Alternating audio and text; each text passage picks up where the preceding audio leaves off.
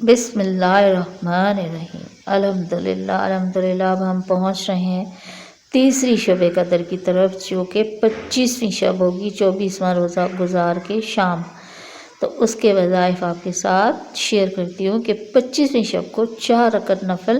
2 سلام کے ساتھ پڑھیں، اور سورہ فاتحہ کے بعد سورہ انا انزلنا، سورہ قدر ایک بار، اور سورہ اخلاص 5 مرتبہ پڑھنی ہے، اور اس کے بعد کلمہ طیبہ کی ایک تسبیح، اور جتنا ہو سکے زیادہ سے زیادہ پڑھنی، خوبصورت ہمارا پیارا کلمہ پاک۔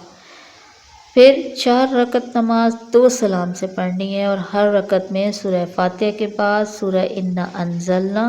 یعنی سورہ قدر 3 مرتبہ، اور اسی طرح سورہ اخلاص بھی 3 مرتبہ پڑھنی ہے۔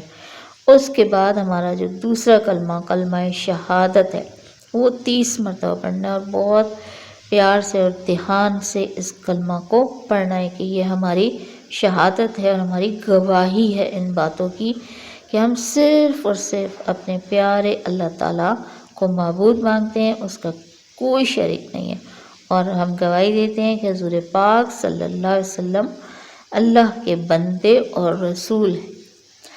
اب چلتے ہیں، جو 2 صورتیں اس شب میں خاص طور پر پڑھنی ہیں وہ یہ ہیں: 1 مرتبہ سورہ فتح پڑھنا ہر مراد کے پورا ہونے کے لیے بہت افضل ہے۔ اسی طرح 1 مرتبہ سورہ دخان پڑھنا قبر کے عذاب سے بچاتا ہے، اور حضور پاک صلی اللہ علیہ وسلم یہ سورہ مبارک ہر رات کو پڑھا کرتے تھے۔ ان صورتوں کو پڑھنے سے پہلے درود پاک 3 بار، اور پڑھنے کے بعد بھی 3 بار درود پاک پڑھیں، اور اس کے بعد اپنی دعا مانگیں، اور ان وظائف کو